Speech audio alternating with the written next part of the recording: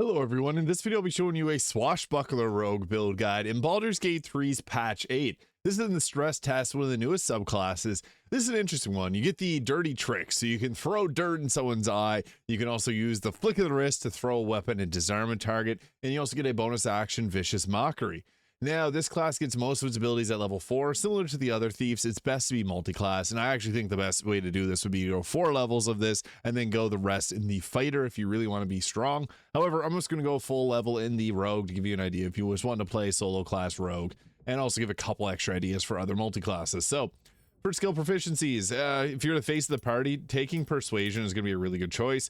I also like to have the acrobatic skill as well, and sleight of hand, stealth are 2 other really good ones, so you can go with that depending on if you're the face of the party or not, or if this is going to be on like Astarion. And I'll be covering as well different gear options we can go over, as well as a combat guide. So at level 2 we get the special bonus action abilities disengage, dash, and hide here. These are pretty useful, though we do have a very good use for our bonus action. Now level 3, this one we get to choose our subclass, and we're obviously going with the Swashbuckler here. This gives us a fancy footwork. You can make it a melee, after you make a melee attack at a target, you can make an opportunity, or they cannot make opportunity attacks against you for the rest of your turn, so you can run away to safety. We also got the rakish audacity, which gives you a +2 to initiative rolls and the skills with your rogue level, and you no longer need advantage to trigger your sneak attack as long as you're within 1.5 meters of the target and do not have disadvantage. So this gives us the ability to just use our sneak attacks pretty freely. At level 4, this is, as I mentioned, when we get all the best abilities. So we get the dirty trick, flick of the wrist, which flicks your weapon at a target, possibly disarming them, and it does a decent bit of damage. We also got the dirty trick, vicious mockery, and this will give disadvantage on the next attack roll and deal psychic damage. And we got the dirty trick throw, sand toss, which gives you 1d6 bludgeoning, and you can possibly blind your target. And we also get a feat here, which I would recommend taking dexterity, boost up your dexterity. And also I went with the 12 strength, 16 dexterity, 14 constitution, 12 intelligence, 12 wisdom, and 10 charisma here. Nice stat spread, gives you good saves. You can go a little bit higher in strength if you want to, but most of our weapons will be dexterity based. So here's where you can cut it off. You could go with the gloomstalker ranger. That's going to be more offensive because it'll give you the 2 attacks, where the rogue just kind of misses out. It only gets 1 attack. If you add in the fighter or the gloomstalker ranger, that way you get 2 attacks and some extra utility from them. Because here on out, we just get like defensive boosts, like the uncanny dodge here, which uses your lightning quick reflexes. So whenever you get hit with an attack, you only take half the regular damage. So you can go 5 levels and add in the fighter if you wanted to boost up your survivability. At level 6, we get to choose a few different skills here. So going through persuasion, intimidation is great if you're the face of the party. Otherwise, like the acrobatic skill will be a good one to take. So again, the rogue itself is not very strong as we continue to go up here, but evasion lets us be a bit more safe against spells. So whenever a spell or an effect would deal half damage on a successful dexterity saving throw, it'll now do 0 damage and only half damage if you end up failing. So you take half damage normally or no damage if you succeed on the save. And fireball is a dexterity save, so if you get hit with a fireball, you're likely to succeed on it, because we're going to boost up our dexterity all the way up to 20 for the maximum amount of damage that we'll be able to get from our weapons. Now at level 9, we get the special ability from this, the panache. Roll a persuasion check to beguile a humanoid who must contest it with an insight check. Enemies who fail get panache disadvantage. Others who fail will become charmed. So yeah, that's nice, but not something you're going to do often. It's an option though.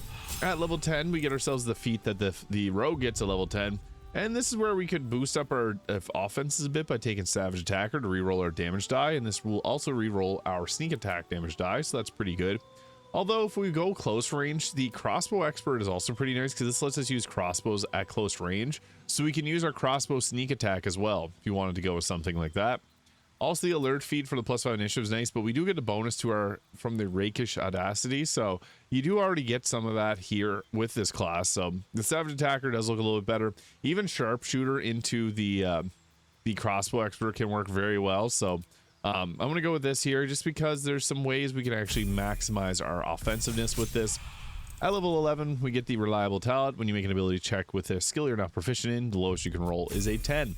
And at level 12, we get our free extra feat, which will go with the sharpshooter. And it feels thematic for a swashbuckler to be able to do that.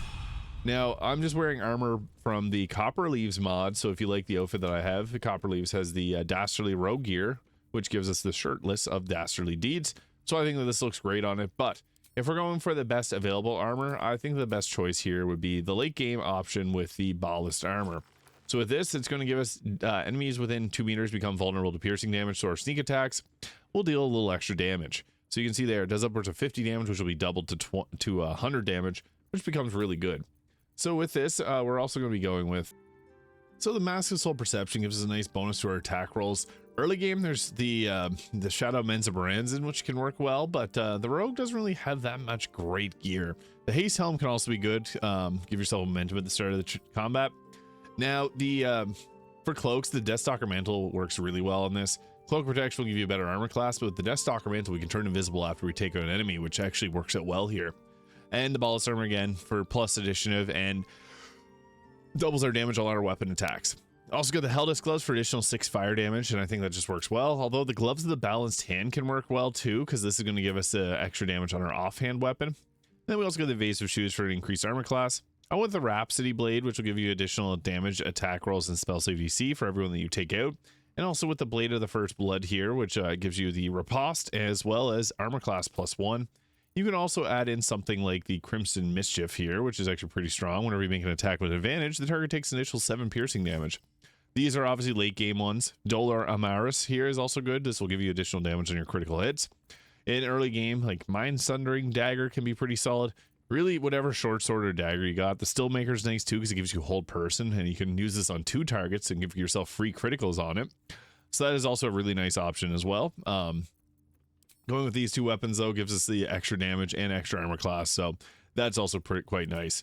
And we want to use our Hellfire Crossbow and the Fire Stoker, because these, again, Crossbow Expert will apply to these, so we can do our sneak attacks with this, and we can do it at close range. You can see there they do 65 or 66 damage, so they're actually pretty good despite only getting 1 attack per action. So also with the Killer Sweetheart for the free crit and the Ring of Protection and Amulet of Greater Health.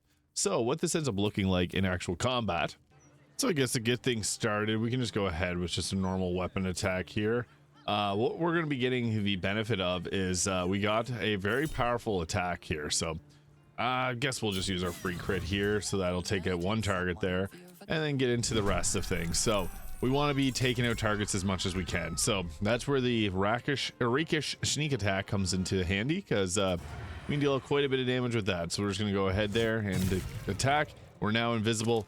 So that's good. We want to, since I accidentally wasted my bonus action on the 2-hand attack there, make sure that you do have your weapon attacks so that you turn off the dual wielding, because otherwise you'll end up burning your bonus action. You won't get to use it on your very powerful Vicious Mockery, Sand Toss, or the Flick of the Wrist, which does some good damage for a bonus action. But since we're invisible, we're going to have an increased survivability, so this is nice. We'll just hide out right there.